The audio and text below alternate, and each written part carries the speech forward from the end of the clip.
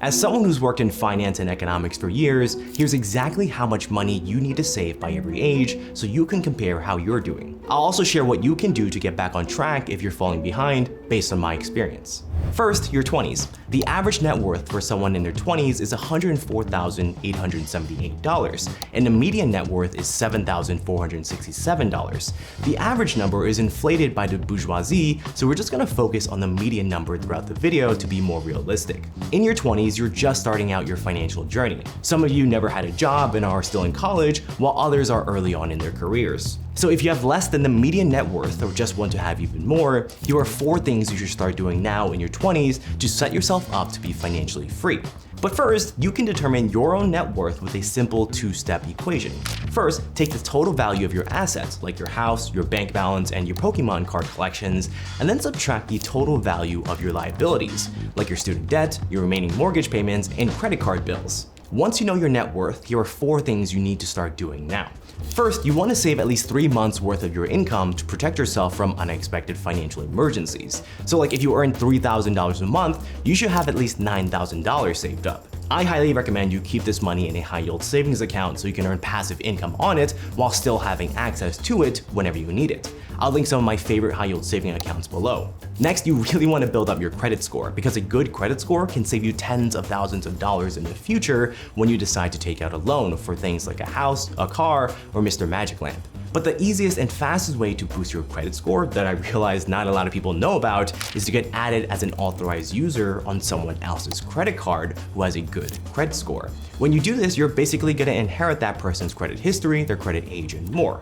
But it's really important to make sure that you trust this person completely, like your parents or a family member, because although their actions with what they're doing with their credit card can benefit you, they can also harm you if they're not careful with their credit card. Next, you want to start building good money habits. And depending on how you were raised, this might be harder to do. Like my parents are immigrants, right? And I didn't grow up with a lot of money, so I was always taught to be frugal since I was a baby. And sometimes it was too frugal. Like my mom would buy me t-shirts in a size large, even though I wore a size small, because she said that I'll just grow into it. A great money habit to start is to live below your means. I personally recommend following the 50-30-20 budget rule, where 50% of your income is reserved for essential expenses like rent and groceries, 30% for wants like dining out, road trips, or karaoke night, and the remaining 20% for savings and investments. Next, open a Roth IRA account. This should be one of the very first investing accounts that you open up because it offers 2 great tax advantages. Although the Roth IRA is technically designed for retirement, it's going to help you build wealth a lot faster because anything that goes on in this account is tax-free, like if you receive any dividends or if you sell any stocks at a profit. But even more importantly, when you withdraw cash from this account, it's also going to be tax-free. In your 30s, you now know a little bit more about personal finances, which is why this is when you want to start to focus on wealth creation. The average net worth for people in their 30s is $292,609, and the median net worth is $35,435. But if you want to achieve financial freedom, you really should aim to save about 1 times your salary in your 30s. Meaning if you earn $65,000 a year, then you should aim to have saved $65,000. Now this might seem like an impossible task, but here are 4 things you can do today to get there. First, you gotta understand that building wealth in your 30s is more than just about squirreling money away. It's more about switching from a short-term mindset to a long-term mindset. Instead of just thinking about the outcome of your actions today or tomorrow, you need to start thinking about the outcome of your actions in 5, 10, or 15 years. And that's why you should start investing. The easiest way to just start investing and set it and forget it is to look into investment funds that track the S&P 500 like FXAIX and VOO. The average return of the S&P 500 is about 7% a year over the long term. So if you invest $10,000 a year when you're 30, you'll have over $1 million in 30 years. Next, focus on paying off debts that have an interest rate above 7%. Like your auto loans, your credit card debt, and student loans. Doing so basically guarantees return on your money because you're avoiding guaranteed losses from the high interest debt, which may be more than what you can expect from the stock market on average. average. Next, focus on increasing your income. The most effective way is to job hop every 2 years. That's basically how I got my 30% pay raises when I used to work in finance. If you constantly just stay at the same company where you just hope for a raise, there's a good chance that the pay increase will just barely cover inflation. But there is a very specific trick to job hopping that you need to know, and it's something that I learned along the way. Basically, you should only job hop to relevant jobs, meaning you should only job hop along some kind of career path and not an assortment of random jobs that just pay more. Because over time, over in the long run, hiring managers are gonna start getting suspicious if you just keep jumping ship. Long story short, you need to be able to craft a compelling story on what skill you picked up at each job stop to seem like the ideal candidate for the next job. Next, and most importantly, is to focus on reducing your taxes. Taxes are one of those big things that prevent a lot of people from building wealth. Your 30s is when you start to make a good amount of money. The only issue is a higher salary means a higher tax bracket. Now you can easily save thousands and pay less in taxes by taking advantage of tax advantage accounts like 401ks, IRAs, and Roth IRAs. But I know this can get really confusing. Like many of you, I didn't grow up knowing anything about finances. I had to read books, watch videos, and study for months before I got a good grasp on it. And I realized that many people are just too busy to really focus on it. The problem is, a lack of financial literacy makes it really hard to build wealth. What I think is really helpful is this app called Playbook, which can help you reduce your investment taxes and grow your wealth the smart way. Playbook's mission is to help people reach financial freedom faster. Building your financial plan and paying as few taxes as possible every year is tough, especially when you're not a financial expert. There's 401ks, IRAs, and Roth IRAs, and this can all be really confusing. Playbook is a platform that uses proven strategies, the same one used by certified financial planners and billionaires, to determine your optimal tax strategy so you can reduce your tax bill. By filling out a few questions online, Playbook will take into account your entire financial picture, what tax strategies you should take advantage of, and in what order. In fact, Playbook estimates it could increase your future net worth at retirement by about $1.3 million for the average user. It's easy to sign up, just check out the link below to get your financial plan in minutes. Clicking that link supports your channel, but more importantly, it can help you easily pay less taxes and build your wealth. Thanks again to Playbook for sponsoring this video.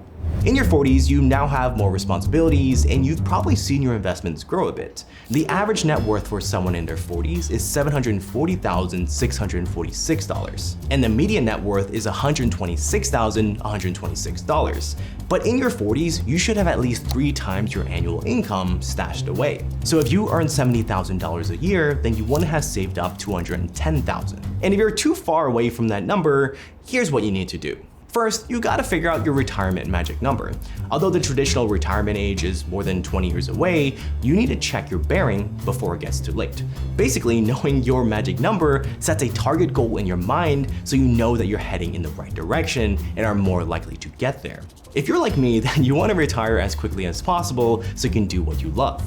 And that's why I use my FIRE number for my retirement number. FIRE stands for Financial Independence and Retire Early. And according to a study by Trinity University, your custom unique FIRE number is how much money you need invested so you can achieve financial freedom and never have to worry about money again.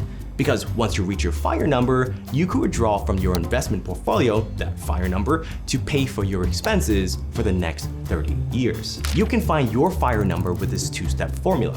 First, figure out your annual expenses, basically how much money you spend right now and how much you anticipate spending when you want to retire. And then divide it by the recommended annual FIRE withdrawal rate, which is 0.04. The result of that is your FIRE number. So if you spend about $30,000 a year, your FIRE number is $750,000, aka your magic retirement number. Now, while this might seem like a huge leap from what you currently have saved, just remember that you're playing the long game. Your 40s should be some of your peak earning years after all the job hopping that you did in your 30s. And as long as you're still living below your means, like we mentioned earlier, you should be able to save and invest more than ever before. And the trick to saving your entire FIRE number total is don't think about saving everything at once.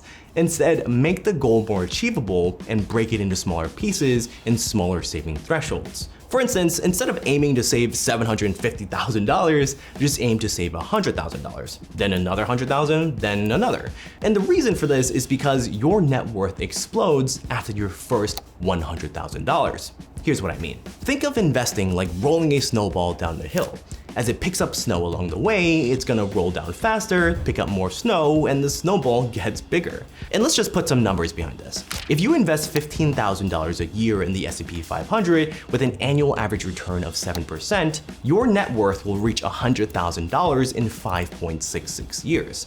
If you continue investing, your net worth will get to $200,000 in 4.08 years, $300,000 in 3.2 years, $400,000 in 2.63 years, and $500,000 in 2.3 years. So you see, thanks to the power of compound interest, you'll be able to reach an additional 100,000 milestone faster and faster.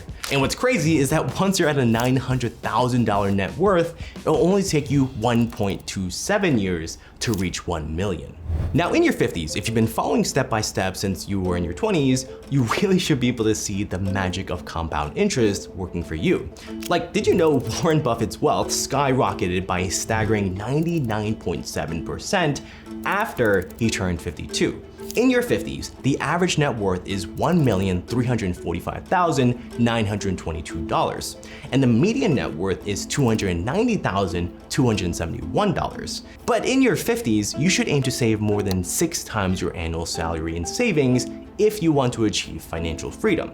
First, if you play your cards right, your 50s are going to be your absolute peak earning years. You need to leverage your experience into senior leadership positions to take advantage of the best compensation packages. Next, use that peak salary and play catch-up contributions, meaning you can start contributing more money to your tax advantage of retirement accounts like your 401ks beyond the standard limits to really boost your retirement savings. Next, diversify your investment portfolio. If you're invested 100% in stocks at this age, then you might want to shift into less volatile investments like bonds. Now in your 60s, your main focus should be preservation and minimizing risk. The average net worth at this age is $1,654,961, and the median net worth is $446,703. But in your 60s, you should either have saved up 8% of your annual income or reached your FIRE number, whichever one is less. If you follow the FIRE number strategy and you're currently fired, meaning that you have reached your financial independence because you reached that number, then this is when you apply the 4% FIRE rule. Basically, you want to sell 4% of your investment portfolio the first year. This will give you a certain amount of money to cover your living expenses for that year. In subsequent years, you want to sell just enough to get the same amount of money as the first year, but adjusted for inflation so that you can keep the same purchasing power. You can also supplement this income by strategically withdrawing from your retirement account like your 401k and Roth IRAs without any penalties. And then you can boost it even more with your Social Security payments. Which leads me to something that you've got to start accepting. And it's that even if you're doing all these steps to get back on track, sometimes you still might feel like you're not doing a good job financially. And that might be because you don't know these 6 middle-class habits that are keeping you poor. Click here to find out if you're committing these middle-class habits and why you need to stop now.